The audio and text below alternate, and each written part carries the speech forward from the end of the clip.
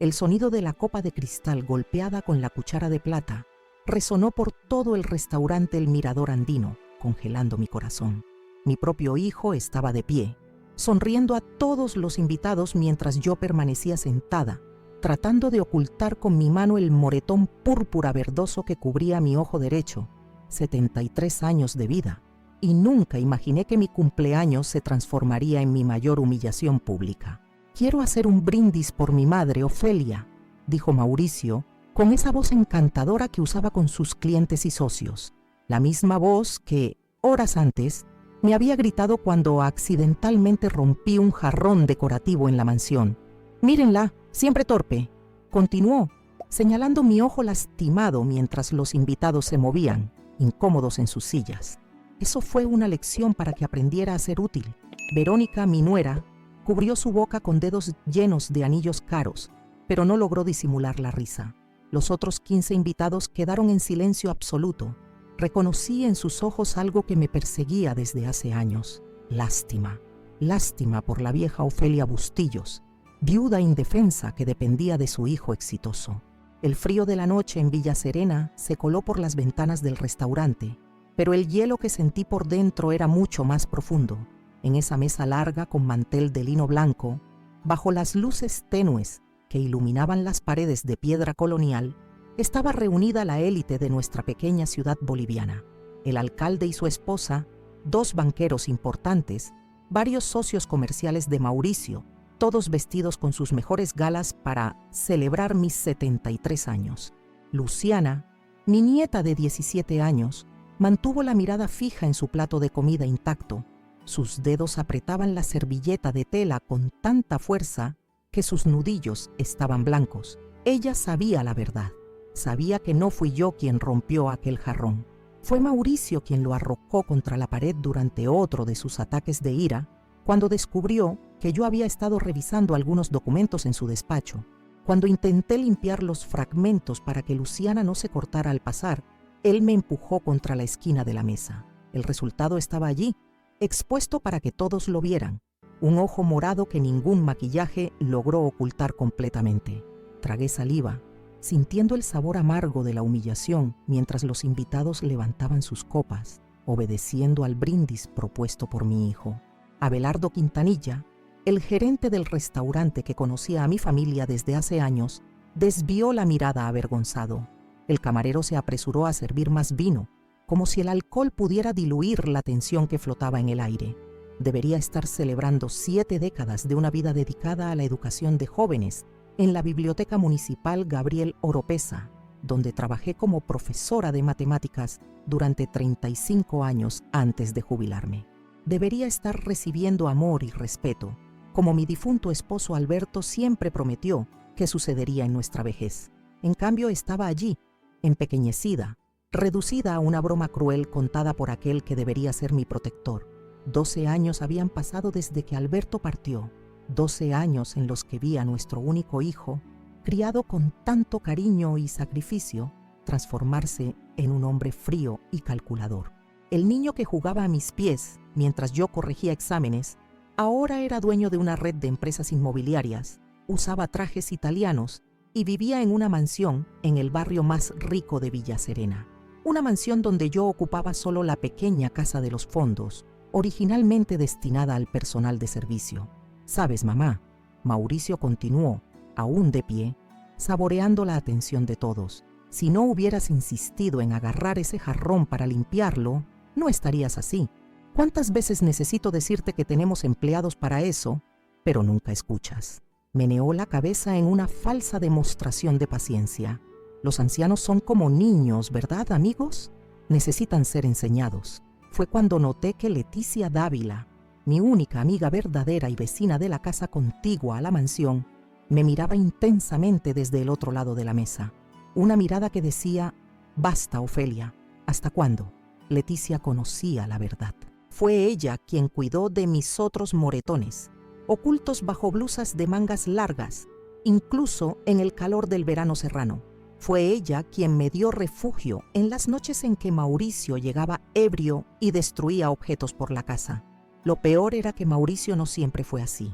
Después de la muerte de Alberto, Parecía preocupado, atento. Me convenció de vender nuestra casa en el centro de Villa Serena, prometiendo que estaría más cerca para cuidarme. Mamá, construí una casa solo para ti en el terreno de la mansión. Tendrás independencia, pero estaré cerca si me necesitas. Le creí. Vendí nuestra casa, le di la mitad del dinero para invertir en sus negocios y guardé el resto para mis gastos personales. En pocos años, sin embargo, él asumió el control de todo. Mis cuentas bancarias, mis documentos, mis medicamentos. Dijo que era para protegerme de estafadores. Los Andes se alzaban majestuosos a través de la ventana del restaurante, sus picos nevados brillando bajo la luna llena. ¿Cuántas veces había contemplado esas mismas montañas desde la ventana de mi antigua aula, enseñando a generaciones de niños que ahora eran los adultos que dirigían Villa Serena, entre ellos Tomás Urioste, sentado ahora en la mesa, quien había sido uno de mis alumnos más brillantes y ahora trabajaba en el Banco Provincial de Crédito. Nuestras miradas se cruzaron por un instante y percibí algo diferente en sus ojos. No era lástima, sino una especie de complicidad que no comprendí en ese momento. El dinero para mis medicamentos llevaba semanas retrasado cuando se rompió aquel jarrón. Cuando confronté a Mauricio más temprano ese día, exigiendo el dinero que me pertenecía por derecho, perdió el control. ¿Sabes cuánto cuesta mantener a una vieja inútil como tú? Deberías estar agradecida por tener un techo. Sus palabras me golpearon con más fuerza que cualquier empujón físico. En la mesa de cumpleaños, sonreí débilmente mientras los invitados, aliviados por el fin del discurso incómodo, iniciaron conversaciones paralelas. Verónica ya hablaba animadamente sobre su próximo viaje al extranjero. Luciana seguía callada. El pastel llegó, grande y decorado, para las fotos que Mauricio publicaría en las redes sociales mostrando lo dedicado que era como hijo. Entre aplausos forzados, vi la mirada de Leticia nuevamente. Algo en ella me dio fuerzas. Recordé quién fui alguna vez. La profesora que ayudó a generaciones de estudiantes, la mujer que enfrentó la dictadura escondiendo libros prohibidos en el sótano de la biblioteca, la esposa que mantuvo la casa cuando Alberto enfermó. No era la anciana inútil que mi hijo describía. Lo que nadie en esa mesa sabía, ni siquiera Leticia, era que guardaba un secreto que transformaría completamente el equilibrio de poder entre mi hijo y yo. Mientras cortaba el pastel, fingiendo una sonrisa para la cámara que Verónica sostenía, tomé una decisión silenciosa. No viviría un año más de esa manera.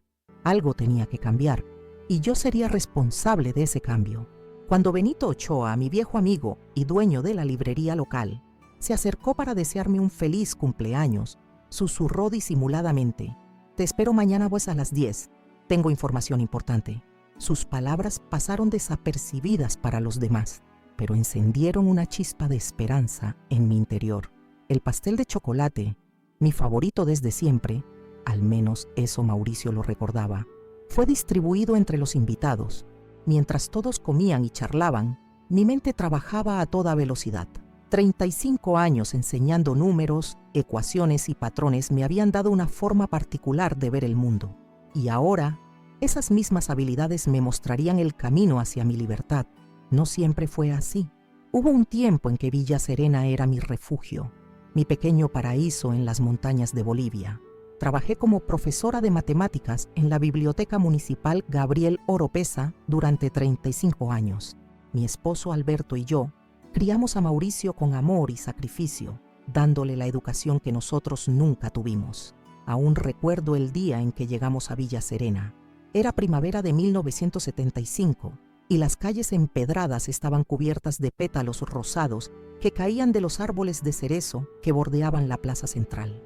Alberto había conseguido trabajo como carpintero en un taller local y yo, con mi título recién obtenido, me presenté tímidamente en la biblioteca municipal. Don Felipe Gutiérrez, el director en aquel entonces, me miró por encima de sus anteojos de media luna y sonrió. Justo necesitábamos una profesora de matemáticas. Las estrellas se han alineado, doña Ofelia. Nuestra casita quedaba a 10 cuadras de la plaza. Paredes amarillas, ventanas azules y un pequeño jardín donde Alberto construyó un columpio para Mauricio. Los domingos preparábamos api con pastel y los vecinos venían a compartir historias mientras los niños jugaban en el patio. Éramos felices con lo poco que teníamos. Alberto siempre decía, los ricos tienen dinero, nosotros tenemos tiempo. Y era cierto.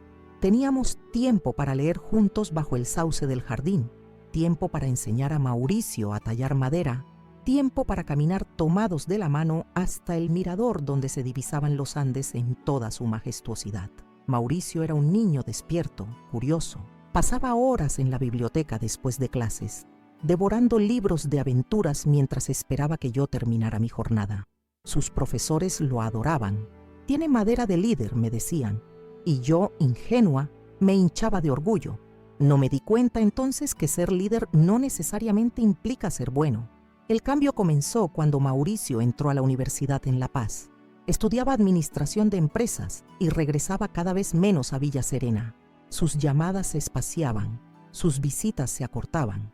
Estoy construyendo contactos, mamá, explicaba con impaciencia cuando le preguntaba por qué ya no se quedaba para el almuerzo dominical. Sus ropas cambiaron, camisas de marcas caras, relojes que costaban más que el sueldo de un mes de Alberto. Son regalos de amigos, justificaba vagamente. Cuando terminó sus estudios, no volvió a casa como esperábamos. Se quedó en La Paz, trabajando para una empresa inmobiliaria. El futuro está en los bienes raíces, nos explicaba en sus escasas visitas, siempre hablando de millones como si fueran monedas. Alberto lo escuchaba en silencio, asintiendo ocasionalmente, pero una noche me confesó su preocupación. Nuestro hijo está cambiando, Ofelia. Ya no reconozco en sus ojos al niño que criamos. La muerte de Alberto fue tan repentina como devastadora. Una mañana fría de julio, mientras trabajaba en su taller, su corazón simplemente se detuvo. Lo encontré inclinado sobre un escritorio que estaba fabricando para la escuela local. Parecía dormido, con las manos aún posadas sobre la madera de cedro que tanto amaba pulir. El médico dijo que fue un infarto fulminante. No sufrió, me aseguró, como si eso pudiera consolarme. El funeral reunió a todo Villa Serena. Alberto era querido, respetado. Había fabricado muebles para casi todas las casas del pueblo en algún momento. Mauricio llegó desde La Paz, vestido con un traje negro impecable que parecía fuera de lugar entre las ropas sencillas de los habitantes del pueblo. Durante la ceremonia permaneció a mi lado, sosteniendo mi mano, pero noté que constantemente miraba su reloj, como contando los minutos para poder marcharse. Esa noche lluviosa de invierno, después de que todos se habían ido, Mauricio apareció en la puerta de nuestra casa con un paraguas negro y una propuesta que cambiaría mi vida para siempre. Mamá, no puedes quedarte sola aquí. He estado pensando y creo que lo mejor es que vendas esta casa y te vengas a vivir conmigo a La Paz. Rechacé su oferta inicialmente. Esta casa guardaba los recuerdos de mi vida con Alberto. Cada rincón, cada mueble fabricado por sus manos, las marcas en la pared que indicaban el crecimiento de Mauricio. ¿Cómo podría abandonar todo eso? Pero Mauricio insistió durante meses. Llamadas diarias, visitas sorpresa, incluso trajo a un especialista que señaló problemas estructurales inexistentes en la casa. Estás pensando con el corazón, no con la cabeza, me reprendía Mauricio. Esta casa se está cayendo a pedazos, el barrio ya no es seguro, y tú no puedes mantenerla sola. Sus palabras, repetidas constantemente, comenzaron a sembrar dudas en mí. ¿Y si tenía razón? ¿Y si era egoísta aferrarme a un lugar por sentimentalismo? Finalmente, un año después de la muerte de Alberto, cedí. Puse la casa a la venta. Se vendió en menos de un mes, a un precio menor del que esperaba. El mercado está difícil, explicó Mauricio mientras firmaba los papeles en mi nombre. Pero no te preocupes, mamá. Yo cuidaré de ti. Para mi sorpresa, Mauricio no me llevó a La Paz, como había dicho. En su lugar, me mostró los planos de una pequeña casa que estaba construyendo en los fondos de su nueva propiedad en Villa Serena. Sorpresa, he decidido volver al pueblo, mamá. Abriremos oficinas de la empresa aquí. El turismo está creciendo. Es el momento perfecto para invertir en propiedades serranas. La casita del fondo, como él la llamaba, tenía 2 habitaciones pequeñas, una cocina-comedor y un baño modesto. Nada que ver con nuestra antigua casa, pero Mauricio insistió en que era perfecta para mí. Tendrás independencia, pero estaré cerca si necesitas algo. Además, podrás cuidar de Luciana después del colegio mientras Verónica y yo trabajamos.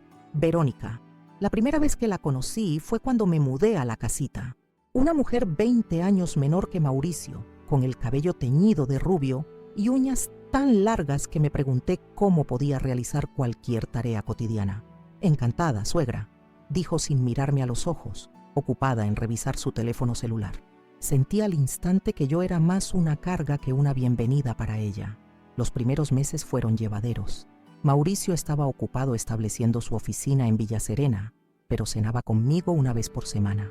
Luciana, mi nieta de entonces 14 años, pasaba las tardes en mi casa después del colegio. Era una niña brillante, apasionada por la biología y la medicina. Me recordaba a mí misma a su edad, curiosa, determinada, con una chispa de rebeldía que Mauricio intentaba apagar constantemente. Fue Luciana quien me alertó primero sobre los cambios en las finanzas. Abuela, ¿por qué el tío Raúl del banco vino a verte la semana pasada? Papá parecía molesto. No supe qué responder. Raúl Mendoza era el gerente del banco local, antiguo amigo de Alberto. Había venido a explicarme que necesitaba mi firma para una transferencia de fondos. Es solo una formalidad, me aseguró. Mauricio está invirtiendo tu dinero en un fondo muy rentable. Cuando pregunté a Mauricio al respecto, su respuesta me dejó helada. Ya me encargué, mamá. Firmé por ti. ¿Para qué molestarte con esos trámites complicados? A tu edad, estas cosas son confusas. Tenía 70 años, no 100. Había enseñado matemáticas avanzadas durante más de 3 décadas. Confusa, ese día sentí el primer escalofrío de lo que estaba por venir. Gradualmente, Mauricio fue asumiendo el control de todo. Mis tarjetas bancarias desaparecieron. Las guardaré en la caja fuerte, mamá. Mis documentos de identidad fueron archivados en su despacho. Es más seguro. Mi pensión empezó a llegar directamente a una cuenta que él manejaba, para evitarte viajes al banco. La primera vez que Mauricio levantó la voz contra mí fue por un plato roto. Estaba lavando la vajilla después de una cena con sus socios, a pesar de que él insistía en que no era necesario. Tenemos personal para eso, mamá, repetía constantemente, aunque dicho personal nunca aparecía cuando yo necesitaba ayuda. El plato se me resbaló de las manos enjabonadas. El estruendo atrajo a Mauricio desde su despacho. ¿Ves lo que pasa cuando no escuchas?, gritó, su rostro enrojecido por la ira. Era de la vajilla de Limoges. Cuesta más que tu pensión de un mes. Me encogí ante su furia desproporcionada. No reconocí a mi hijo en ese hombre que gesticulaba furioso ante un simple accidente doméstico. Esa noche lloré en mi cama, recordando al niño dulce que una vez me trajo un ramo de flores silvestres porque me vio triste después de una discusión con mi hermana. ¿Dónde estaba ese niño? ¿En qué momento lo perdí?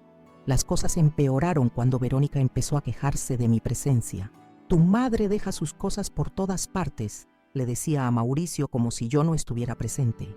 El otro día la encontré usando mi máquina de café, sin permiso. Pequeñas acusaciones que Mauricio tomaba como graves ofensas. Cada día se añadía una nueva restricción.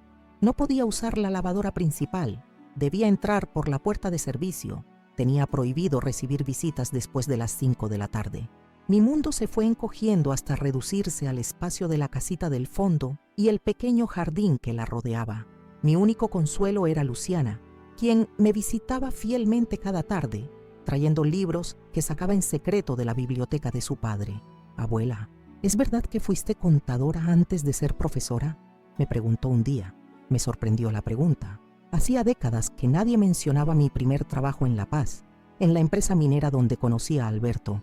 Sí, mi cielo. Trabajé 5 años en contabilidad corporativa antes de casarme con tu abuelo y mudarme a Villa Serena. ¿Por qué lo preguntas?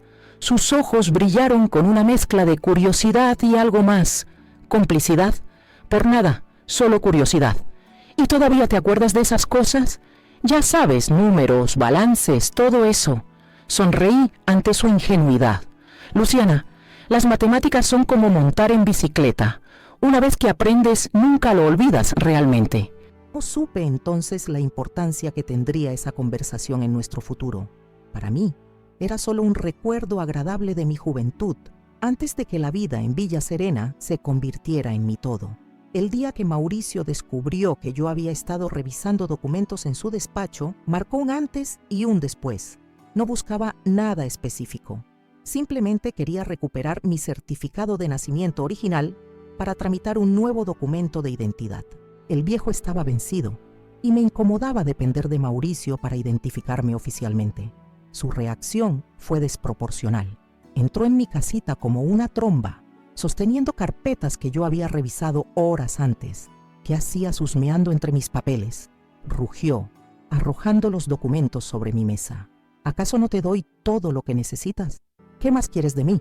Intenté explicarle, mantener la calma, pero nada parecía calmarlo. Fue entonces cuando agarró aquel jarrón de cristal tallado que Alberto me había regalado en nuestro 20º aniversario y lo arrojó contra la pared con todas sus fuerzas. Los fragmentos volaron por toda la habitación como esquirlas de hielo. Uno de ellos rozó mi mejilla, dejando un pequeño corte que sangró levemente. «Mira lo que me obligas a hacer», gritó, como si yo fuera la responsable de su arranque de ira. Asustada, me agaché para recoger los pedazos. No quería que Luciana pudiera cortarse si venía más tarde. Fue entonces cuando Mauricio, en un arranque de furia renovada, me empujó. Perdí el equilibrio y mi rostro golpeó contra el borde de la mesa de centro. El dolor fue inmediato, cegador. Sentí el sabor metálico de la sangre en mi boca. «Te lo mereces por entrometida», masculló mientras salía de la casita, dejándome aturdida en el suelo, rodeada de fragmentos de cristal y recuerdos rotos. Esa noche, mirándome en el espejo del baño, apenas reconocí a la mujer del reflejo. El ojo derecho comenzaba a hincharse, adquiriendo un tono purpúreo que ningún maquillaje podría disimular. ¿Cómo había llegado a esto? ¿Cómo había permitido que mi propio hijo me redujera a esto? Lo que nadie en esa mesa sabía, ni siquiera Leticia, era que yo guardaba un secreto que transformaría completamente el equilibrio de poder entre mi hijo y yo. Mientras cortaba el pastel en mi fiesta de cumpleaños, tomé una decisión silenciosa. No viviría un año más de esa manera. 3 días después de aquel humillante cumpleaños, me encontré con Benito Ochoa en su librería El Búho Andino, situada en una esquina tranquila cerca de la plaza central. La campana de la puerta tintineó suavemente cuando entré, envuelta en un chal grueso para protegerme del frío matinal y ocultar lo que quedaba de mi moretón. Benito emergió de entre las estanterías llenas de libros antiguos, con sus gafas de lectura colgando de una cadena al cuello.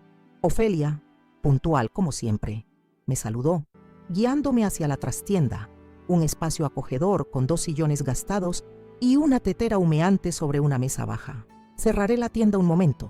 Lo que tenemos que hablar requiere privacidad absoluta». Me senté, intrigada por el misterio.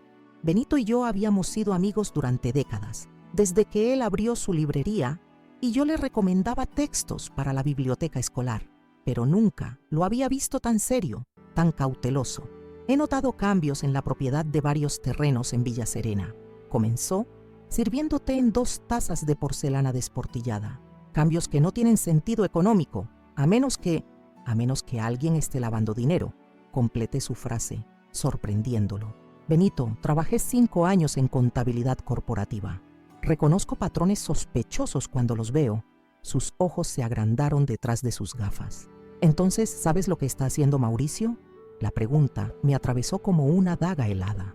Parte de mí quería defender a mi hijo, negar lo que ya sospechaba, pero otra parte, la antigua contadora, la mujer que valoraba la verdad por encima de todo, asintió lentamente. «Tengo sospechas desde hace tiempo. Documentos extraños, visitas de hombres que hablan en susurros, transacciones bancarias que no cuadran con sus negocios declarados». Pero no tenía pruebas concretas, solo intuición. Benito se inclinó hacia mí, bajando aún más la voz. «Tengo un sobrino que trabaja en la Fiscalía de La Paz. Está investigando una red de lavado de dinero vinculada a políticos corruptos de Perú y Brasil. El rastro lo ha traído hasta Villa Serena». Mi corazón se aceleró. ¿Y Mauricio está involucrado? Es uno de los principales sospechosos, pero necesitan pruebas sólidas, documentación interna, registros de transacciones, cosas a las que no pueden acceder sin una orden judicial, y no pueden solicitar esa orden sin evidencia preliminar. Es un círculo vicioso. Comprendí de inmediato lo que Benito estaba sugiriendo. Yo tenía acceso a la casa principal, al despacho de Mauricio, a documentos que podrían incriminarlo. Mi propio hijo. ¿Me estás pidiendo que traicione a Mauricio?, pregunté con voz temblorosa. Benito tomó mis manos entre las suyas, sus palmas ásperas por años de pasar páginas de libros. Te estoy pidiendo que elijas entre la lealtad ciega a un hombre que te maltrata y la justicia. El Mauricio que conocimos, el niño que criaste con amor, ya no existe, Ofelia. Ha sido reemplazado por alguien que ve a su propia madre como una herramienta para sus fines. Las lágrimas amenazaron con brotar, pero las contuve. Había llorado demasiado en soledad. Era hora de actuar. ¿Qué necesitarías exactamente?, pregunté, sorprendiéndome a mí misma con la firmeza de mi voz. El plan se gestó esa mañana en la trastienda de El Búho Andino. No sería fácil ni rápido. Necesitaríamos paciencia, astucia y aliados confiables. Benito me presentó a su sobrino, Julián Ochoa, un joven fiscal de mirada seria y determinación inquebrantable, quien se reunió con nosotros 2 días después en el café Las Tres Palmas, un establecimiento discreto en las afueras de Villa Serena. Doña Ofelia, me dijo Julián, mientras estudiaba los pocos documentos que yo había logrado fotografiar con el celular que Luciana me había prestado en secreto. Esto es solo la punta del iceberg, pero confirma nuestras sospechas. Su hijo está utilizando compañías fantasma para adquirir propiedades a nombre de terceros. Necesitamos más, mucho más. Durante los siguientes meses, me convertí en una espía en mi propio hogar. Aprovechaba las ausencias de Mauricio para acceder a su despacho, fotografiar documentos, copiar archivos de su computadora usando las técnicas que Tomás Urioste, mi exalumno del banco, me enseñó discretamente. Cada semana me encontraba con Julián o con Benito para entregarles la información recopilada. Pero el verdadero punto de inflexión llegó cuando descubrí, por casualidad, que Mauricio había falsificado mi firma para transferir a su nombre el terreno donde estaba construida la mansión. Un terreno que, técnicamente, seguía siendo mío según los registros originales de la venta de nuestra antigua casa. Recuerdo claramente ese día. Estaba limpiando el estudio mientras Mauricio y Verónica habían ido a La Paz por el fin de semana. En el último cajón del archivador encontré una carpeta rotulada simplemente como Propiedad Madre. Dentro, documentos con mi firma falsificada, cediendo todos los derechos sobre el terreno a Mauricio, fechados 3 años atrás, cuando yo ni siquiera sabía que ese terreno existía. Mi primera reacción fue de rabia, una furia tan intensa que me mareé, teniendo que sentarme para recuperar el aliento. Cuando me calmé, mi mente analítica tomó el control. Esto no era solo una traición personal, era una prueba concreta de fraude documental. Fotografié meticulosamente cada página, cada firma falsa, y me aseguré de dejar todo exactamente como lo había encontrado. Esa noche llamé a Tomás Urioste desde el teléfono público cerca de la panadería, como habíamos acordado para comunicaciones urgentes. Necesito reunirme contigo y con Julián mañana mismo, le dije sin preámbulos. Tengo la prueba que estábamos buscando.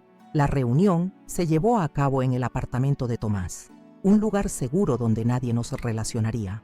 Julián estudió los documentos con creciente asombro. Doña Ofelia, esto cambia todo. No solo prueba el fraude, sino que demuestra que la propiedad sigue siendo legalmente suya.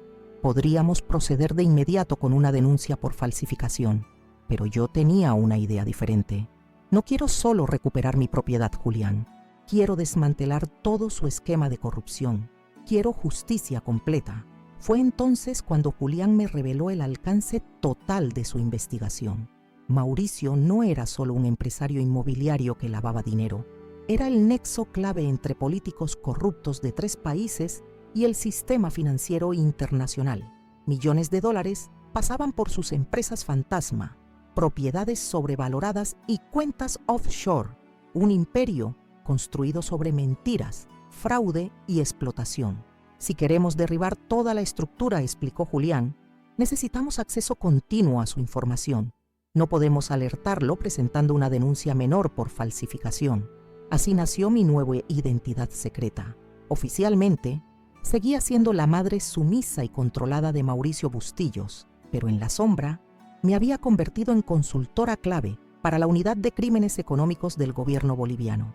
Mi experiencia contable, combinada con mi acceso privilegiado a información interna, me convertía en un activo invaluable. Tomás me proporcionó un equipo tecnológico sorprendentemente sofisticado, minicámaras ocultas en objetos cotidianos, un dispositivo de almacenamiento que parecía un simple llavero, software especializado instalado en un teléfono móvil que parecía anticuado, pero que en realidad era una potente herramienta de recopilación de datos. La mejor forma de ocultarse es a plena vista, me dijo, mientras me enseñaba a usar estos gadgets. Nadie sospechará de una mujer mayor con un teléfono básico y un llavero ordinario. Durante el día, continuaba mi rutina normal. Cocinaba, limpiaba mi pequeña casita, soportaba las humillaciones cotidianas de Mauricio y Verónica. Pero por las noches, cuando todos dormían, me transformaba en una analista financiera, revisando documentos, identificando patrones, conectando puntos que los investigadores externos no podían ver. Luciana se convirtió en mi aliada inesperada. Sin revelarle el alcance total del plan, le confesé que estaba reuniendo evidencia del maltrato de su padre hacia mí. ¿Puedo ayudarte, abuela?, me preguntó con ojos brillantes de determinación. Estoy harta de ver cómo te trata, cómo te habla. Su contribución resultó invaluable. Como adolescente tecnológica, podía acceder a lugares de la casa que me estaban vetados sin levantar sospechas. Necesito usar el ordenador para un proyecto escolar, decía inocentemente, mientras en realidad instalaba programas de seguimiento diseñados por los técnicos de Julián. Los meses pasaron. La investigación avanzaba lentamente pero con firmeza. Cada semana aportaba nuevas pruebas, nuevos nombres, nuevas conexiones en la red criminal. Mi pequeña casita del fondo se había convertido en un centro de operaciones secreto. Bajo el suelo de madera del armario, Tomás había instalado un compartimento oculto donde guardábamos equipos y documentos sensibles. Una segunda cocina eléctrica ocultaba un disco duro encriptado. Hasta mi bastón para caminar, que había comenzado a usar tras un supuesto resbalón en el baño, contenía una memoria USB en su empuñadura. Pero el tiempo jugaba en nuestra contra. Mauricio se volvía cada vez más errático, más violento. Sus negocios estaban bajo presión. Algunos socios en Perú habían sido arrestados y circulaban rumores sobre investigaciones en curso. Su paranoia crecía día a día. Una tarde, mientras yo preparaba la cena en mi casita, entró sin llamar, con el rostro contorsionado por la ira. ¿Has estado hablando con alguien sobre mis negocios? Mi corazón se aceleró, pero años de vivir bajo presión me habían enseñado a mantener la compostura. ¿De qué hablas, hijo? ¿Con quién podría hablar yo? Apenas salgo de aquí. Me estudió con mirada suspicaz. Rosario dice que te vio hablando con Benito Ochoa en la plaza la semana pasada. Sabes que no me gusta ese viejo entrometido. Mantuve mi expresión neutra, agradeciendo mentalmente mis años como profesora que me habían enseñado a lidiar con situaciones tensas. Nos encontramos por casualidad. Compraba pan y él pasaba por allí. Sería descortés no saludar a un viejo amigo.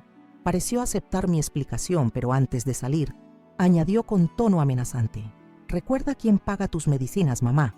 La lealtad en esta familia es importante. Esa noche, temblando bajo mis sábanas, tomé la decisión final. Era hora de acelerar el plan. El cerco se estaba cerrando y yo no podía arriesgarme a que Mauricio descubriera la verdad antes de que tuviéramos suficientes pruebas para proceder legalmente. Contacté con Julián, quien acordó que era el momento de pasar a la fase final. En 2 semanas, me dijo, Mauricio organizará una reunión con inversores extranjeros en la mansión. Tenemos informantes que confirman que se trata de una operación importante. Ese será nuestro momento. Durante esas 2 semanas viví con el corazón en la garganta. Cada mirada de Mauricio me parecía sospechosa. Cada pregunta casual de Verónica sonaba como un interrogatorio. Incluso comencé a dudar de algunos miembros de nuestro equipo. ¿Y si alguien nos había traicionado? Pero el plan siguió adelante. 3 días antes de la reunión programada, me reuní por última vez con el equipo completo en el apartamento de Tomás. Julián desplegó un mapa detallado de la mansión sobre la mesa. Agentes encubiertos se posicionarán aquí, aquí y aquí. Señaló diversos puntos. El juez ha firmado todas las órdenes necesarias. Tenemos autorización para intervenir en cuanto comience la reunión. ¿Y mi papel?, pregunté, sintiendo una mezcla de temor y determinación. Usted será nuestra carta final, explicó Julián con una sonrisa de admiración. Cuando los agentes entren, usted estará con ellos. Su presencia, la madre respetada y maltratada, tendrá un impacto emocional devastador para Mauricio y sus socios. Les demostrará que nadie, absolutamente nadie, está por encima de la justicia. La noche antes del operativo, mientras preparaba mi simple cena de siempre, escuché golpes suaves en mi puerta. Era Luciana, con los ojos brillantes de excitación y miedo. «Abuela», susurró, «mañana es el gran día, ¿verdad? Lo he escuchado a papá hablar por teléfono. Dice que vendrán personas muy importantes». Asentí gravemente. «Luciana, mañana ocurrirán cosas difíciles de entender.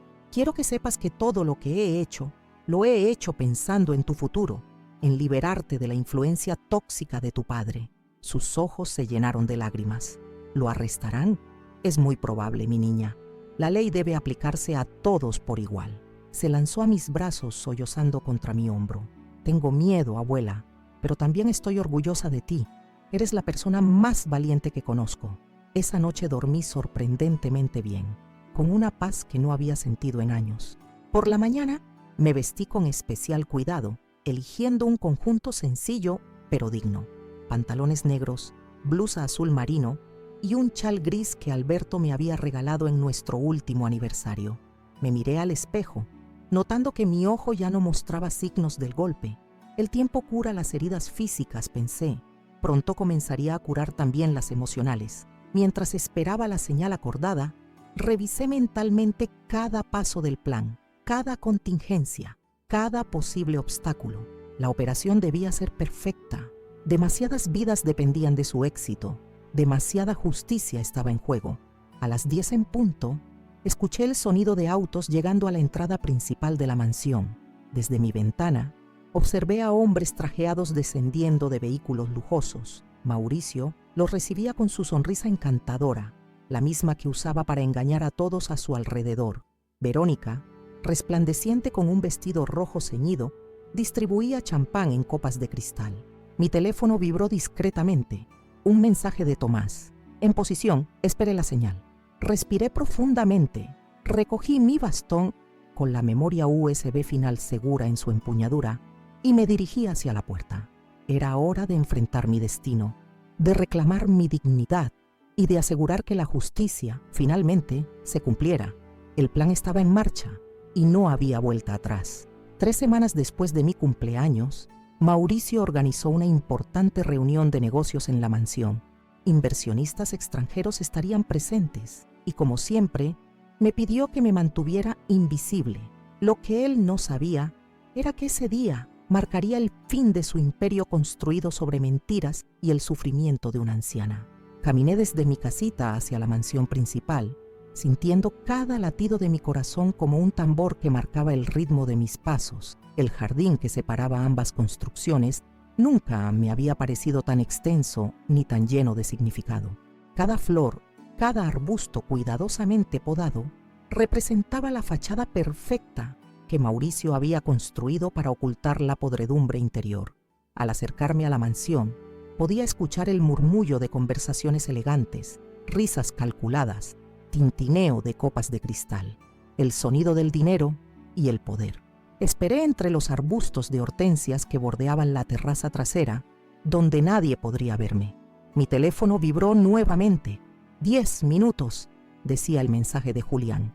Desde mi posición, podía observar el salón principal a través de los ventanales. Mauricio se movía con confianza entre los invitados, 5 hombres y 2 mujeres, todos vestidos impecablemente. Reconocí a Carlos Herrera, un político boliviano cuyo nombre había aparecido varias veces en los documentos incriminatorios. Junto a él, un empresario brasileño que, según los archivos que habíamos recopilado, controlaba varias cuentas offshore en Panamá.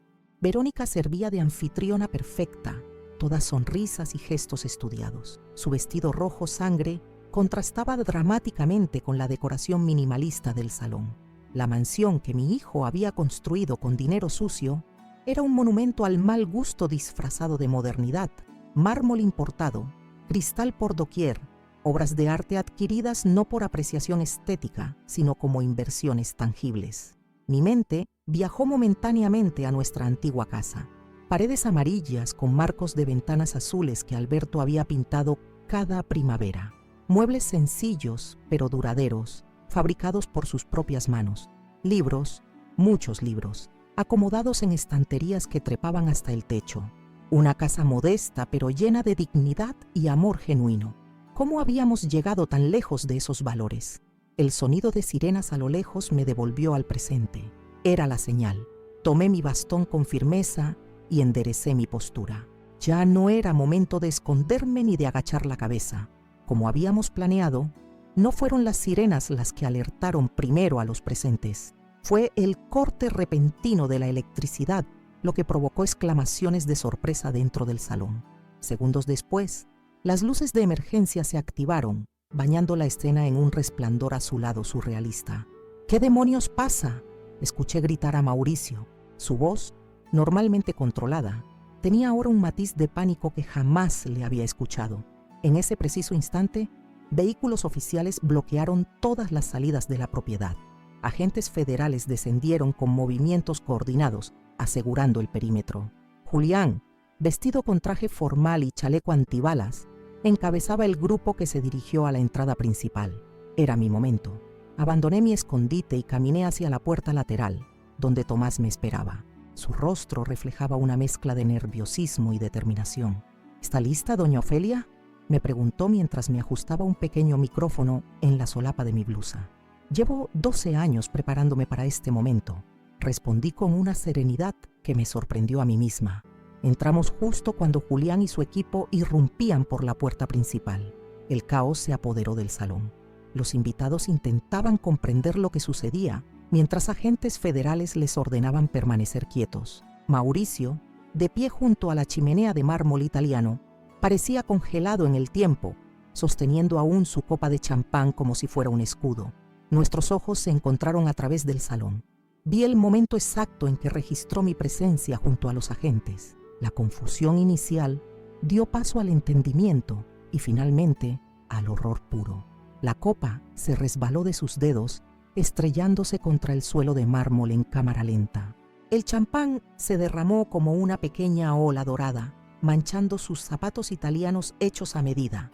«¿Mamá?», balbuceó, su voz apenas audible en medio del caos. «¿Qué está pasando?». Julián avanzó sosteniendo los documentos oficiales. «Mauricio Bustillos queda detenido por los delitos de lavado de dinero, evasión fiscal, falsificación de documentos públicos, extorsión y administración fraudulenta.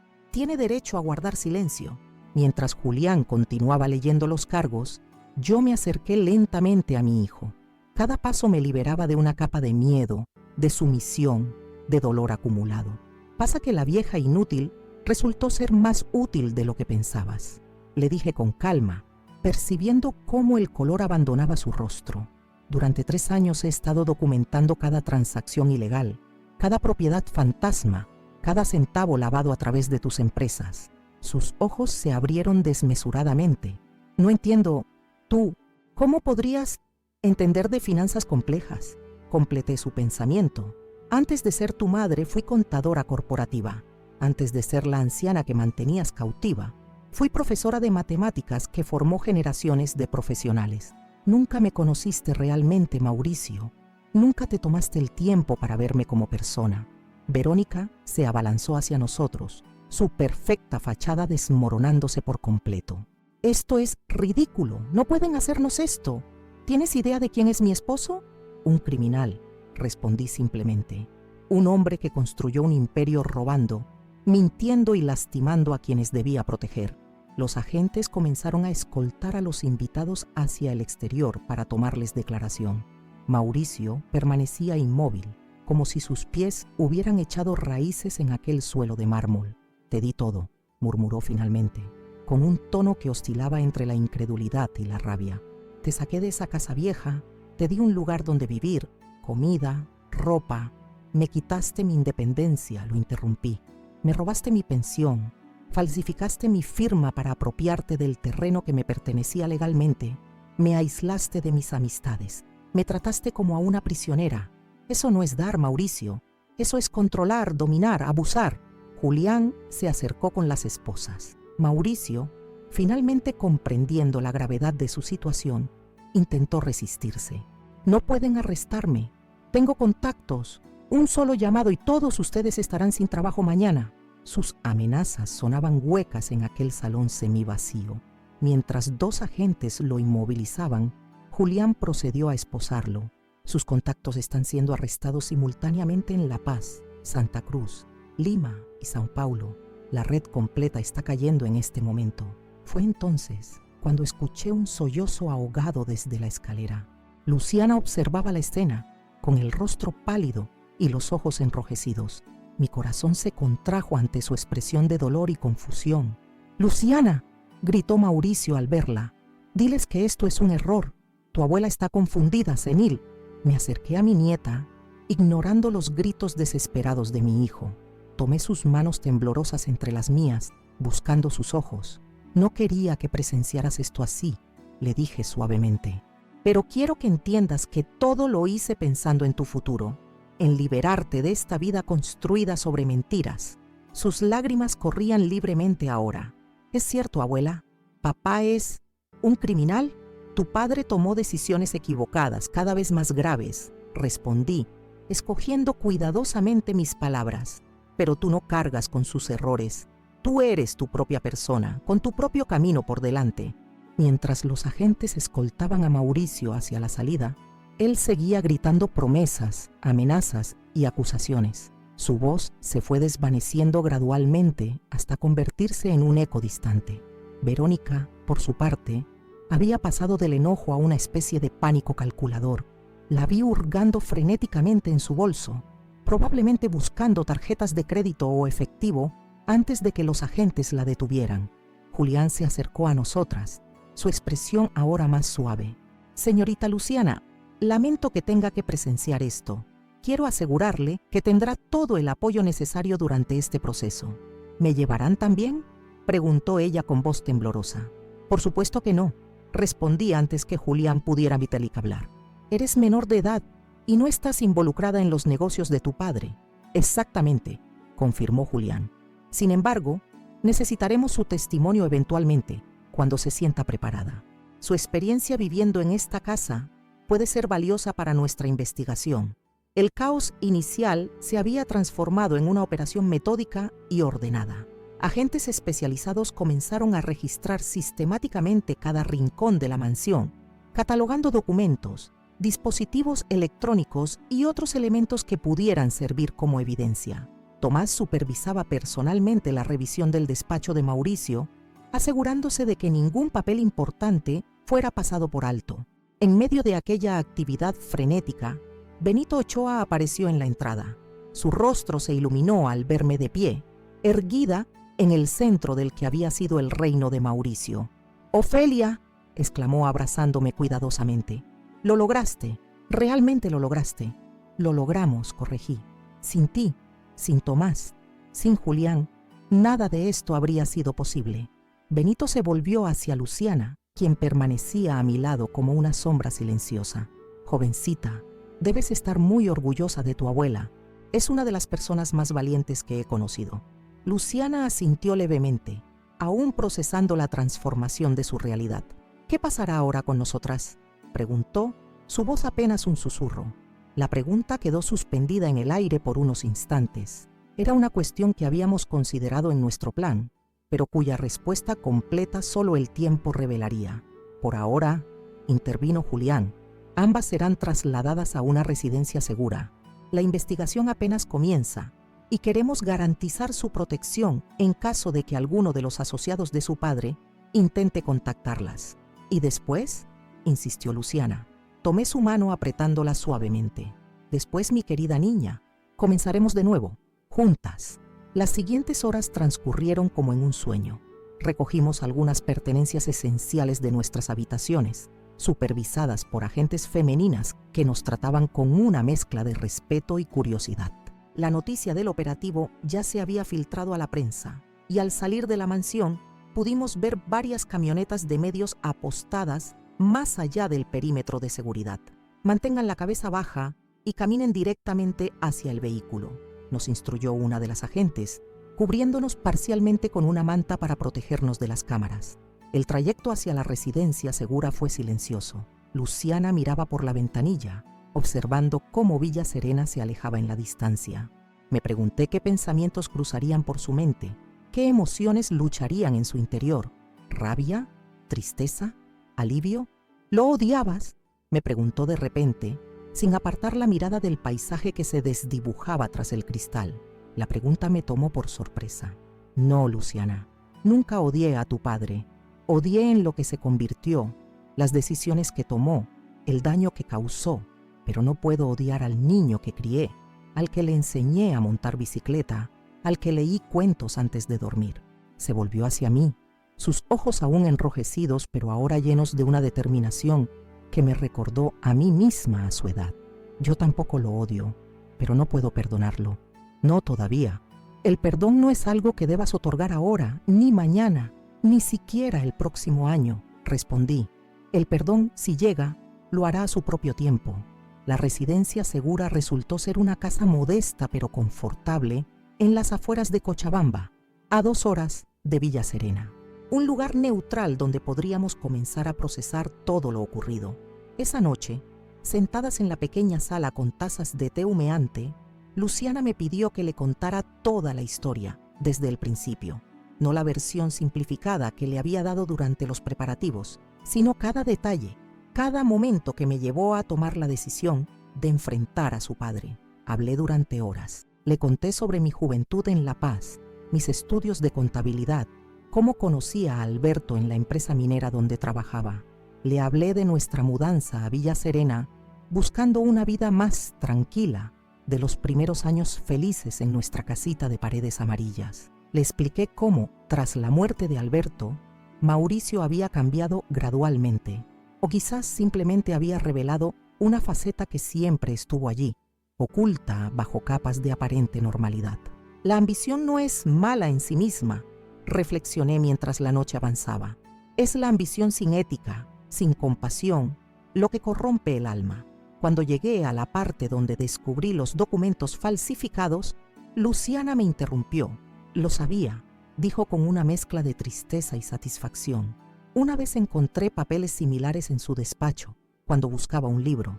No entendí completamente lo que significaban entonces, pero sabía que algo estaba mal. ¿Por qué no dijiste nada?, pregunté sorprendida.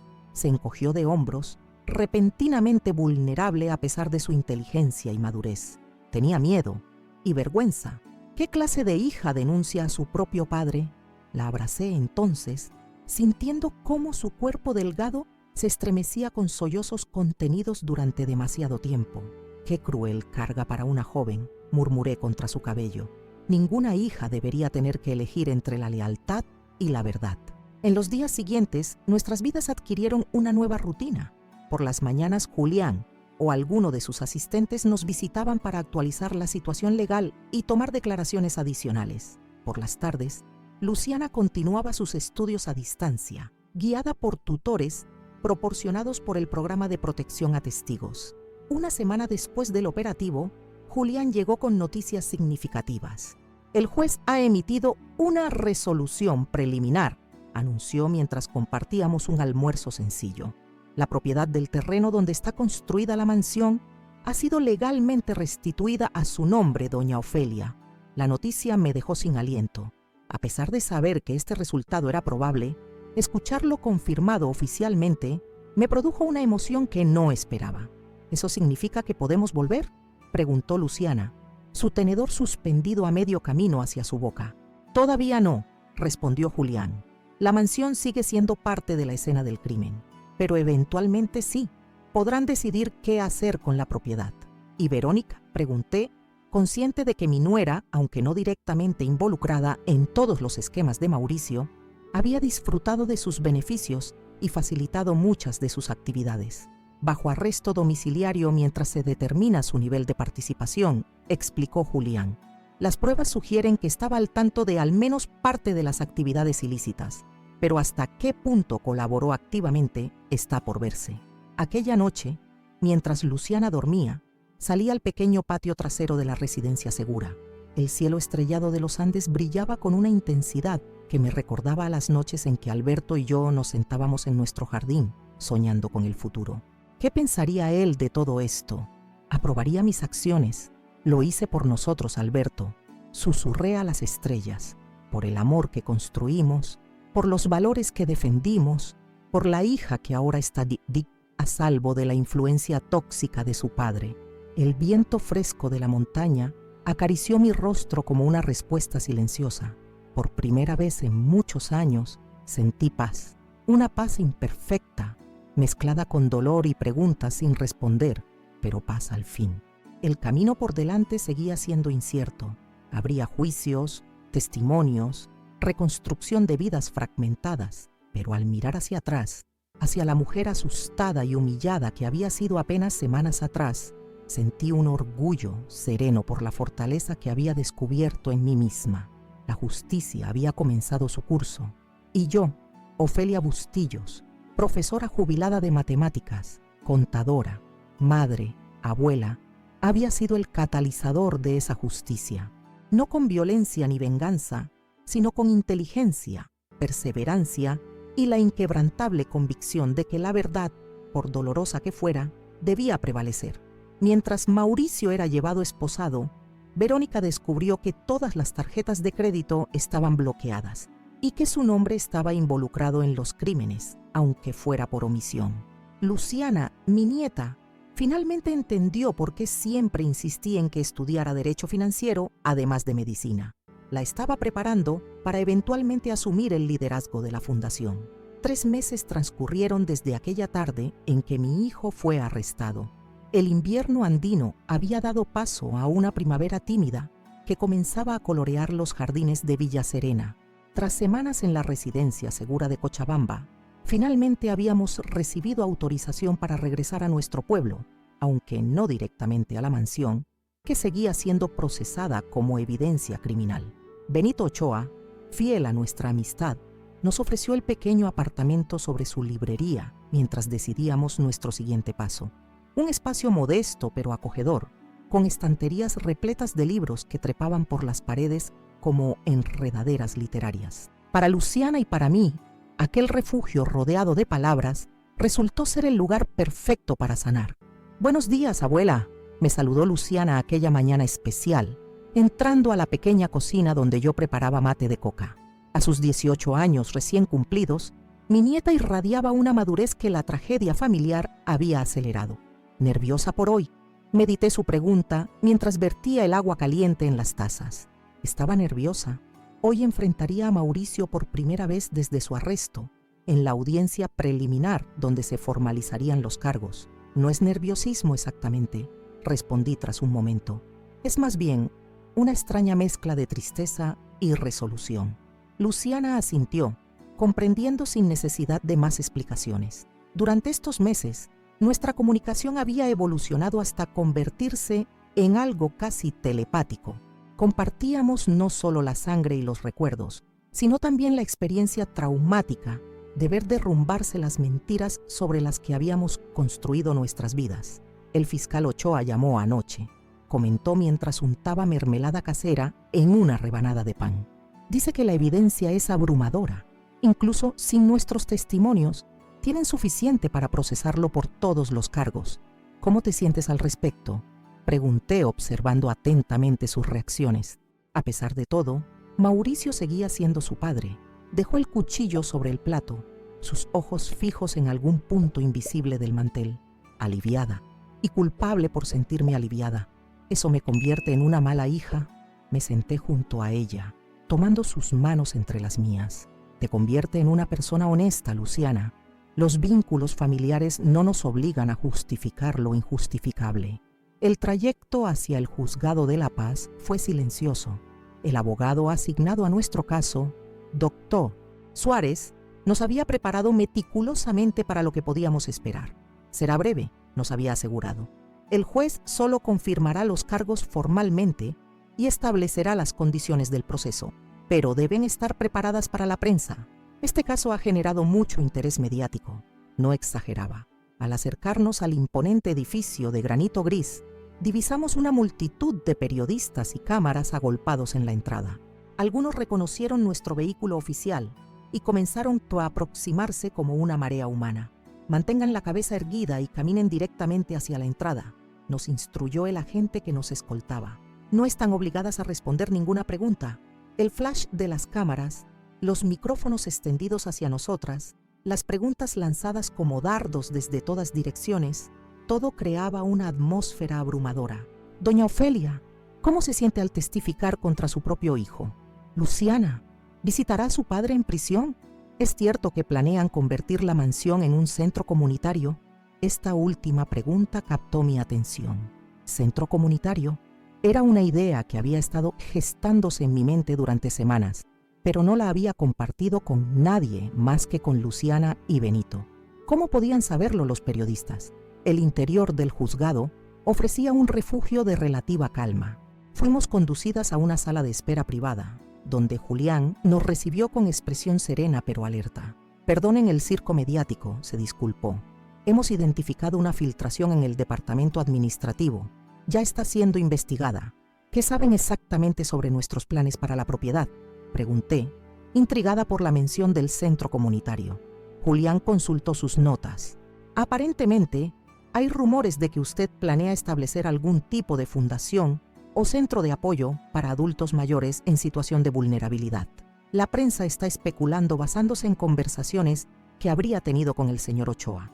Intercambié una mirada significativa con Luciana. Nuestras ideas más privadas estaban de alguna manera filtrándose al dominio público. ¿Debería preocuparnos o tomarlo como una señal? No tuvimos tiempo de profundizar en el tema. Un funcionario judicial nos llamó para ingresar a la sala de audiencias. El recinto, con sus paneles de madera oscura y banderas oficiales, imponía un respeto solemne. Ocupamos nuestros lugares en la sección designada para testigos y víctimas, conscientes de las miradas que nos seguían desde diversos rincones de la sala. Y entonces lo vi. Mauricio, mi hijo, el niño que había sostenido en mis brazos cuando apenas pesaba 3 kilos, ahora sentado en el banquillo de los acusados, vistiendo un uniforme de prisión preventiva que colgaba holgadamente de sus hombros. Parecía haber envejecido 10 años en apenas 3 meses. Su rostro, antes lleno y bronceado por sus frecuentes partidas de golf, ahora lucía demacrado, con ojeras profundas y una palidez enfermiza. Nuestras miradas se cruzaron brevemente. No pude descifrar la emoción en sus ojos. Rabia, vergüenza, resignación, quizás una mezcla de todo. Desvió la vista rápidamente, fijándola en la mesa frente a él. La audiencia procedió con la formalidad protocolar de estos eventos. El juez, un hombre de unos 60 años con expresión impenetrable, recitó los cargos uno tras otro: lavado de activos, falsificación de documentos públicos, evasión fiscal, extorsión, abuso de confianza, administración fraudulenta. La lista parecía interminable. Con cada nuevo cargo, sentía como si me clavaran una aguja en el corazón, no por compasión hacia Mauricio, sino por el dolor de confirmar la extensión de su corrupción. ¿En qué momento mi hijo, criado con valores de honestidad y trabajo digno, se había convertido en este criminal sofisticado que escuchaba impasible la enumeración de sus delitos? Verónica estaba presente también, sentada varios asientos más allá, flanqueada por su propio abogado. Nuestras miradas no se encontraron ni una sola vez. Según nos había informado Julián, ella había negociado un acuerdo con la Fiscalía, ofreciendo información a cambio de una reducción significativa en los cargos en su contra. La lealtad matrimonial había durado exactamente lo mismo que las tarjetas de crédito premium, hasta que fueron bloqueadas. Cuando el juez me convocó para confirmar algunos aspectos de mi declaración previa, me dirigí al estrado con pasos lentos pero firmes. Sentía el peso de cada uno de mis 73 años, pero también una determinación inquebrantable. Doña Ofelia Bustillos, comenzó el juez con tono respetuoso, entiendo lo difícil que debe ser para usted esta situación. ¿Desea ratificar su declaración anterior respecto a la falsificación de su firma en los documentos de propiedad del terreno ubicado en Villa Serena? Sí, su señoría, respondí con voz clara. Ratifico cada palabra.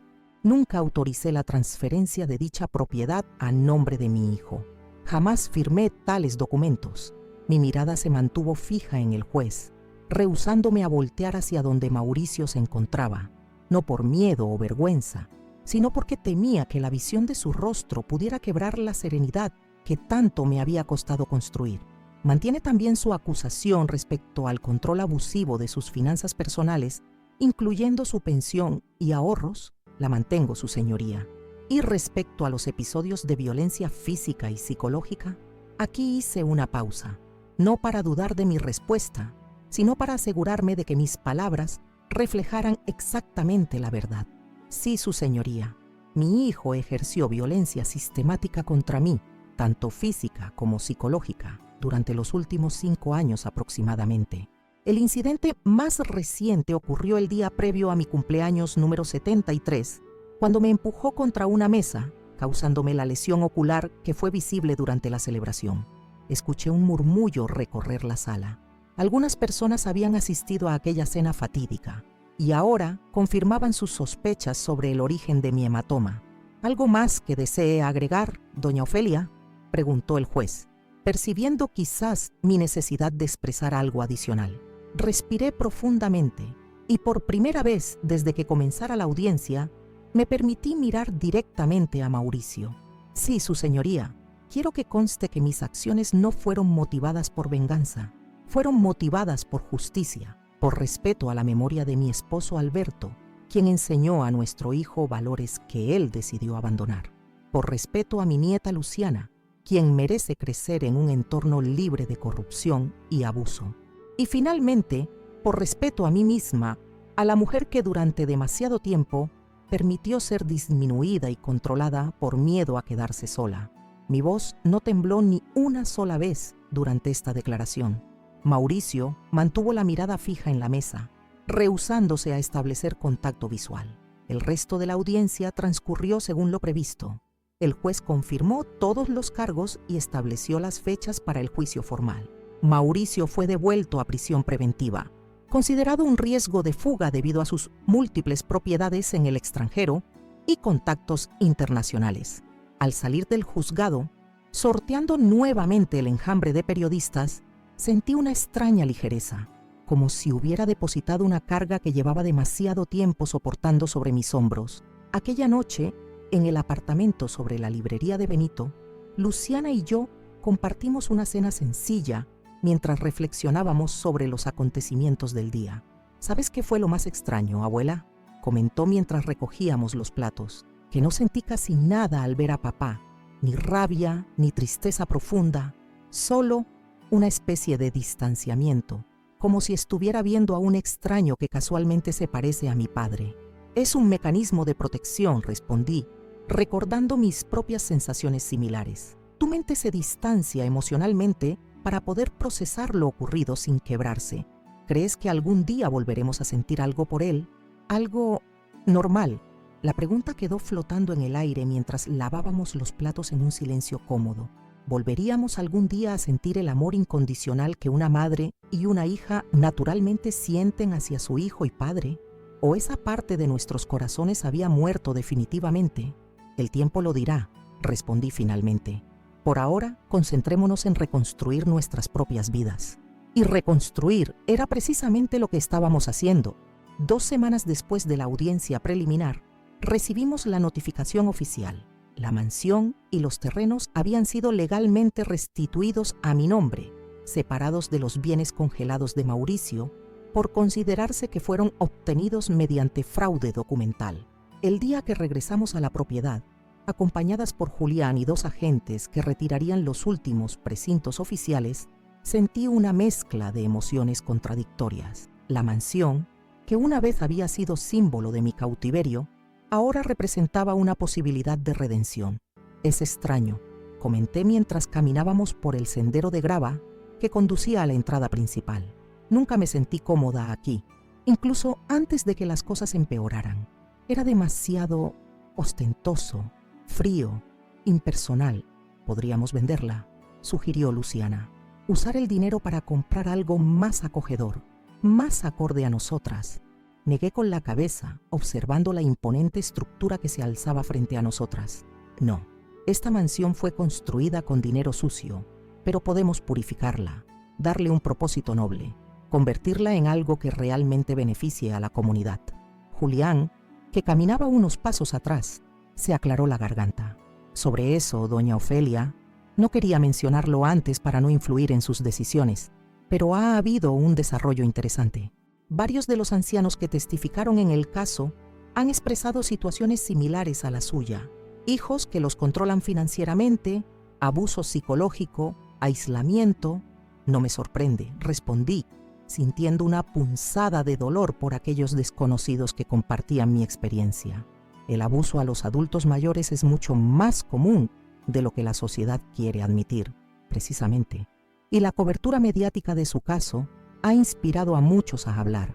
La Fiscalía está considerando establecer una unidad especializada en protección al adulto mayor. Cuando se supo que usted podría convertir la mansión en algún tipo de centro comunitario, surgió la idea de una posible colaboración. Me detuve en seco, volteando para mirarlo directamente. ¿Qué tipo de colaboración exactamente? Un centro integral, asesoría legal para adultos mayores en situación vulnerable, apoyo psicológico, servicios sociales, incluso vivienda temporal para casos de emergencia. El Estado aportaría parte del personal y recursos operativos. Usted proporcionaría el espacio físico y, si lo desea, podría dirigir el proyecto. Luciana y yo intercambiamos miradas de asombro. La idea que habíamos estado discutiendo en privado había tomado vida propia, expandiéndose más allá de nuestras expectativas iniciales. Necesitaría pensarlo cuidadosamente, respondí, sintiendo cómo las posibilidades se desplegaban ante mí como un abanico. Es una responsabilidad enorme. Por supuesto, asintió Julián. No hay prisa para decidir. Mientras tanto, la propiedad es suya para hacer lo que considere apropiado. Aquella noche, Luciana y yo decidimos no regresar al apartamento de Benito. En lugar de eso, preparamos la antigua casita del fondo, limpiándola y acondicionándola para pasar allí nuestra primera noche. No estábamos listas para habitar la mansión principal, con sus fantasmas y recuerdos dolorosos aún demasiado frescos. Sentadas en el pequeño porche trasero, bajo un cielo estrellado, compartimos una botella de vino mientras contemplábamos la silueta oscura de la mansión contra el horizonte montañoso.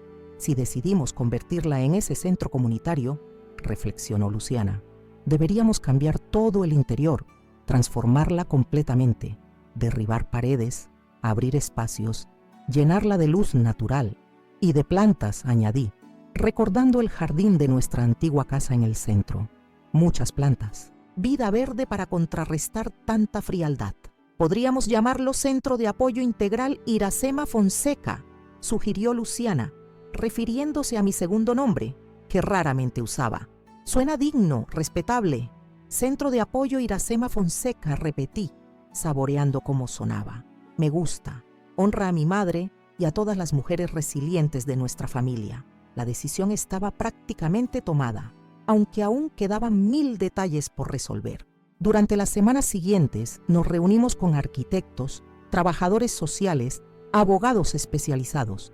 El proyecto fue tomando forma, evolucionando de una idea nebulosa a un plan concreto y viable. Parte del dinero recuperado de las cuentas fraudulentas de Mauricio, tras un complejo proceso legal, fue asignado como compensación por los daños sufridos. Decidí invertirlo íntegramente en la remodelación de la mansión. Que el dinero mal habido finalmente sirva para algo bueno. Le expliqué a Luciana mientras firmaba los documentos que autorizaban la transferencia. Lo más sorprendente fue la respuesta de la comunidad, Villa Serena, que había observado silenciosa durante años el ascenso de Mauricio y su trato hacia mí. Ahora se movilizaba con entusiasmo para apoyar el proyecto. Voluntarios aparecían cada día ofreciendo su tiempo, materiales, conocimientos. Mujeres mayores traían comida para los trabajadores. Jóvenes estudiantes de diseño proponían ideas para los espacios interiores. Incluso el alcalde, inicialmente reticente por su antigua amistad con Mauricio, terminó comprometiendo fondos municipales para equipar la biblioteca que instalaríamos en el antiguo salón de fiestas. 6 meses después del arresto de Mauricio, mientras supervisaba la transformación del que había sido su despacho en una sala de terapia grupal, recibí la noticia. Mi hijo había sido condenado a 12 años de prisión tras declararse culpable de la mayoría de los cargos, parte de un acuerdo judicial que le evitaba enfrentar el máximo de la pena. Esa tarde, sola en mi habitación de la casita del fondo, lloré por primera vez desde aquella noche del ojo morado. No lloré por la sentencia, que consideraba justa. Lloré por el niño que había perdido, por el hombre en que podría haberse convertido, por las decisiones que nos habían llevado a este desenlace.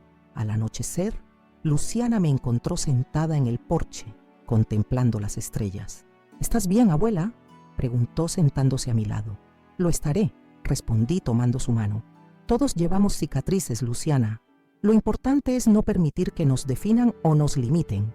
Mirando hacia la mansión, ahora iluminada con las luces de los trabajadores nocturnos, sentí una extraña paz. Lo que había comenzado como mi mayor humillación se había transformado en mi propósito más profundo. El Centro de Apoyo Iracema Fonseca abriría sus puertas exactamente un año después de aquella fatídica cena de cumpleaños. Y yo, Ofelia Bustillos, profesora jubilada, contadora, superviviente, estaría allí para dar la bienvenida a quienes, como yo, necesitaban reclamar su dignidad y reescribir su historia. Sé que muchos de ustedes que están viendo este video quizás estén pasando por situaciones similares a la que viví. Tal vez estén sufriendo abusos en silencio, creyendo que es demasiado tarde para cambiar, que no tienen fuerzas o recursos para romper el ciclo.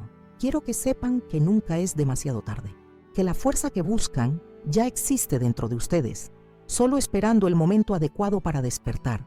Mi historia comenzó como tantas otras, una humillación pública durante mi propia fiesta de cumpleaños, con mi hijo Mauricio señalando mi ojo morado, fruto de su violencia, mientras decía frente a todos los invitados: «Eso fue una lección para que aprendiera a ser útil».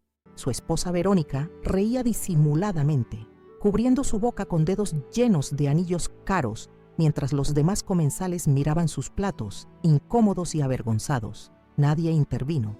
Nadie cuestionó por qué una mujer de 73 años tenía un ojo morado en su propio cumpleaños. El silencio cómplice que rodea el abuso a los adultos mayores es quizás su característica más devastadora. Nos hace sentir invisibles, insignificantes, como si nuestro dolor no mereciera atención ni respuesta. Durante años viví bajo el control absoluto de mi hijo. Después de la muerte de mi esposo Alberto, Mauricio me convenció de vender nuestra casa familiar con la promesa de cuidarme. Pero lo que realmente quería era controlar mi pensión, mis bienes, mi libertad. Me instaló en una pequeña casa de servicio en los fondos de su mansión, apropiándose de mis documentos, mis cuentas bancarias, incluso mis medicamentos. El abuso fue escalando gradualmente. Primero eran comentarios despectivos: «Eres una carga, a tu edad ya no sirves para nada, deberías estar agradecida por tener un techo». Luego vinieron las restricciones: no podía recibir visitas, debía entrar por la puerta de servicio, tenía prohibido usar ciertas áreas de la casa principal.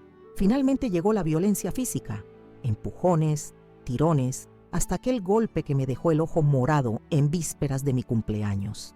Pero lo que Mauricio nunca supo es que bajo mi apariencia de anciana sumisa y asustada, seguía viva la contadora astuta que fui en mi juventud, la profesora de matemáticas, que podía ver patrones donde otros solo veían caos, y lentamente, con la ayuda de aliados inesperados, comencé a documentar sus actividades criminales, su red de lavado de dinero, sus propiedades fantasma. Benito Ochoa, mi viejo amigo dueño de una librería. Julián, un joven fiscal determinado. Tomás Urioste, mi ex alumno que trabajaba en el banco local. Y especialmente mi nieta Luciana, quien arriesgó su propia seguridad para ayudarme. Juntos tejimos una red de protección y resistencia que finalmente condujo al arresto de Mauricio durante una importante reunión de negocios en la mansión. Lo más irónico: aquel ojo morado que exhibí en mi fiesta de cumpleaños era maquillaje aplicado por una especialista en efectos especiales, amiga de Luciana. Una estrategia deliberada para documentar públicamente el comportamiento abusivo de mi hijo ante testigos respetables de la comunidad. La justicia llegó con la condena de Mauricio a 12 años de prisión por sus múltiples delitos. El terreno y la mansión, que había intentado apropiarse mediante documentos falsificados, fueron legalmente restituidos a mi nombre, pero mi victoria personal no termina con su castigo. Mi verdadero triunfo comenzó con la transformación de aquella mansión, símbolo de opresión y dolor, en el Centro de Apoyo Iracema Fonseca, un refugio para adultos mayores víctimas de abuso familiar. Hoy, 3 años después, nuestro centro ha acogido a más de 200 adultos mayores en situación vulnerable. Personas que, como yo, sufrieron en silencio, creyendo que no tenían opción o voz. Cada historia que escucho me recuerda un poco la mía, pero también me muestra que cada camino hacia la libertad es único, con sus propios desafíos y victorias. Luciana está en el 3er año de Derecho ahora. Cuando no está estudiando, trabaja como voluntaria en el departamento jurídico del centro, ayudando a otros adultos mayores a navegar por el sistema legal que tantas veces los ignora o desvaloriza. Verla crecer como una mujer fuerte, determinada y compasiva es, sin duda, la mayor alegría de mi vida. Sorprendentemente, Verónica encontró un talento inesperado para la administración después de cumplir su condena reducida por colaborar con la Fiscalía. Hoy coordina toda la logística del centro, asegurando que los recursos lleguen donde son más necesarios. Nuestra relación evolucionó hacia un respeto mutuo que nunca imaginé posible. A veces tomamos café juntas en las mañanas de domingo, conversando sobre Luciana, sobre el centro, sobre la vida, pequeños milagros cotidianos. Visito a Mauricio una vez al año, no por obligación, sino por elección. Nuestras conversaciones siguen siendo difíciles, cargadas de heridas no resueltas, pero hay pequeños signos de cambio. En la última visita, por primera vez, preguntó sobre el centro, sobre cómo eran tratados los adultos mayores allí. Un pequeño paso, quizás, pero significativo. La empresa, ahora administrada por un equipo profesional bajo mi supervisión indirecta, se ha convertido en un ejemplo de gestión ética en la región. Los empleados tienen participación en las ganancias, condiciones de trabajo dignas y oportunidades reales de crecimiento. Una parte considerable de los ingresos se destina a proyectos sociales, incluido el centro, y otras iniciativas de apoyo a poblaciones vulnerables. Mi rutina diaria es sorprendentemente simple para alguien que controla un imperio empresarial. Me levanto temprano, como siempre lo he hecho. Cuido mi jardín, que ahora incluye una pequeña huerta comunitaria donde los residentes del centro pueden trabajar si lo desean. Paso algunas horas en la oficina administrativa, supervisando los principales proyectos. Por las tardes, generalmente estoy en la biblioteca que instalamos en el antiguo salón de fiestas de la mansión, ayudando a los residentes a descubrir el placer de la lectura, exactamente como lo hacía en mi carrera como bibliotecaria. La transformación más profunda, sin embargo, ocurrió dentro de mí. Aquella mujer encorvada, temerosa y silenciosa desapareció completamente. En su lugar, emergió alguien que no teme ocupar su espacio en el mundo, que conoce su valor, que comprende que la edad no es sinónimo de obsolescencia o fragilidad, sino de sabiduría acumulada y fortaleza probada por el tiempo. Si esta historia tocó tu corazón de alguna manera, te pido que consideres suscribirte al canal Abuela Recordó. Cada nuevo suscriptor significa una persona más dispuesta a escuchar, a aprender, a quizás reconocer señales de abuso en su propia vida o en la vida de alguien cercano. Es un pequeño gesto que puede tener un impacto enorme. También te pido que dejes tu like en este video. Esto ayuda a que más personas encuentren este contenido, ampliando el alcance de un mensaje que puede, literalmente, salvar vidas. Y por favor, comenta abajo. Cuéntame un poco de tu propia historia si te sientes cómodo. O simplemente deja palabras de apoyo para otros que puedan estar viendo y necesitando ese estímulo. Dime de dónde eres. Comparte tu experiencia. Hemos creado una comunidad aquí, donde nadie tiene que sufrir solo. Te invito a revisar los otros videos del canal. Hay historias de diversos tipos, todas basadas en experiencias reales, todas con lecciones valiosas. Algunos relatos son de superación, como este. Otros son alertas importantes. Todos son contados con el objetivo de educar, informar y empoderar. Grabar estos videos diariamente requiere tiempo, recursos y energía emocional considerable. Si puedes y deseas contribuir para la continuidad de este trabajo, considera usar el recurso Gracias disponible en la plataforma. Es una forma de donación que ayuda a cubrir los costos de producción y me permite seguir trayendo historias importantes como esta todos los días. Cada contribución por pequeña que sea, hace la diferencia, no solo para mantener el canal funcionando, sino como un reconocimiento del valor de este trabajo de concientización. Con tu apoyo, puedo llegar a más personas, contar más historias y, quién sabe, inspirar más jornadas de liberación como la mía. Finalizo este video con la misma frase que escribí en mi diario aquella noche, después de confrontar a Mauricio por primera vez. A los 73 años, no estoy al final del camino, apenas estoy comenzando uno nuevo. Y qué camino maravilloso promete ser. Gracias por ver, gracias por escuchar, gracias por formar parte de esta comunidad. Nos vemos en el próximo video de Abuela Recordó. Hasta entonces recuerda, tu historia importa, tu voz merece ser escuchada. Y nunca, jamás es demasiado tarde para comenzar de nuevo.